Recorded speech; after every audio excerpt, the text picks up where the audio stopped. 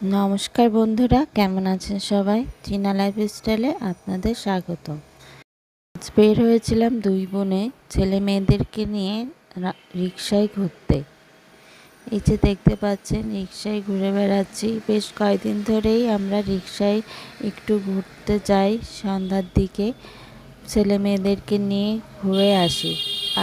আজ আমাদের মেয়ে বলছিল, মা একটু পিৎজা খাবো। তাই আর কি রেস্টুরেন্টে গেলাম ছেলে মেয়ে দুইজনকেই নিয়ে। এই যে আমরা বসে আছি, ছেলে মেয়েদেরকে নিয়ে যাওয়া মানেই তো বোঝেন, তারা এত শান্তশিষ্ট যে রেস্টুরেন্টে বসে থাকাই দায় হয়ে যাচ্ছিল। এই যে এর মধ্যে দেখেন, মেয়ে জল খাচ্ছে আর ছেলে এর মধ্যে মুটকিনে গালে দিয়ে ফেলছিল। সে কি একটা ভয়ঙ্কর হয়ে যাচ্ছিল। এই যে মেয়ে দেখেন, মেয়ে যেটা নেবে ছেলেরও সেইটা লাগবে। মেয়ে ঠান্ডা জল নিছে, ওরও ঠান্ডা জল নেওয়া লাগবে। সেই জন্য দুইজনে তাণ্ডব শুরু করে দিয়েছিল। শান্তশিষ্ট পরিবেশটাকে যেন অশান্ত করে দিচ্ছে।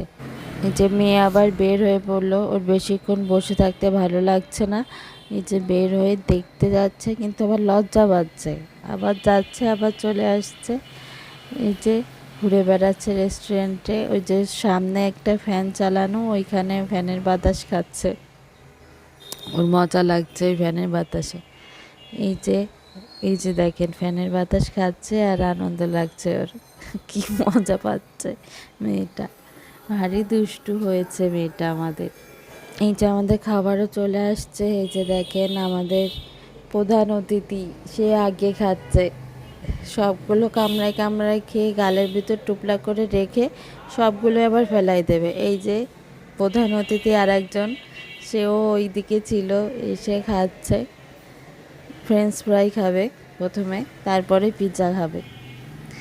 এই যে দেখেন, প্রধান অতিথি টেবিলের উপরে বসে খাচ্ছে, আর একজনের দারুণ লাগছে।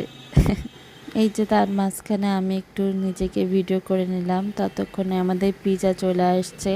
এই তাওয়াজের এই পিৎজাটা আমার খুব ভালো লাগে খেতে, সবাই ভালো খায়, তাই ভাবলাম তাওয়াজে যাচ্ছি যখন এটাই খাই, ভালো লাগবে। মেয়েরও ভালো লেগেছে। এই যে মেয়েকে উঠাই দিলাম, তারপরে বোনকে উঠাই দিচ্ছিলাম, তারপরে আমি নিজে নিলাম। তাওয়াজের এই পিৎজাটা বেশ মজার ছিল, ভালো লাগে চিজ সহ। আর ছেলে তো এগুলো খায় না। মেয়ে এই যে গরমে খেতে পাচ্ছে না, বলছে মা খাওয়াই দাও তুমি আমাকে। তারপরে এই যে কোক স্প্রাইট কোনটা খাবে। রেস্টুরেন্টের এই সময়টুকু যেন তাণ্ডব চলছিল। তারপরে এই যে পরে আমারই খাওয়াই দেওয়া লাগছে, গরমে খেতে পাচ্ছে না।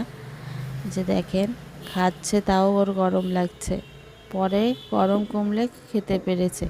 আর এই প্রধান অতিথি ফ্রেঞ্চ ফ্রাই ভাবছেন যে ও সব খেয়ে ফেলেছে, ও কিন্তু না, আমরা সবাই খেয়েছি। ও একটাই খাচ্ছিল, খেতে খেতে আবার ওইগুলোই নিচে ফেলাই দিছে। বিশাল খাওয়া খাচ্ছে কিন্তু। এখন খাওয়া শেষ, এখন এইটা নিয়ে টেবিলে বাড়ি দেওয়া হচ্ছে।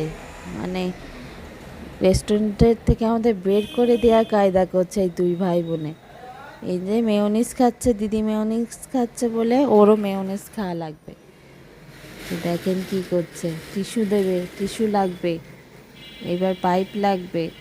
তারপর আমরা বিলের অপেক্ষা করছিলাম, বিলটা আসলো। তা ছেলেও দেখছে প্রধান অতিথি দিয়ে দেবে ভাবছে, তাই ও প্রধান অতিথি দেবে, দেখে নিচ্ছে। দেখে তারপরে প্রধান অতিথি বিলটা দেবে, আমাদের আর দেয়া লাগলো না। দেখেন ছেলেটা কি করছে, দিন যাচ্ছে দুষ্টুমির পরিমাণ যেন বাড়ছে। ও ভাবছে কি হলো কি হলো। এই যে আর একজনের খাওয়া দাওয়া শেষ, এইবার বাড়ির দিকে রওনা দিবে। এই যে আমরা এখন বাড়ির দিকে রওনা দিব।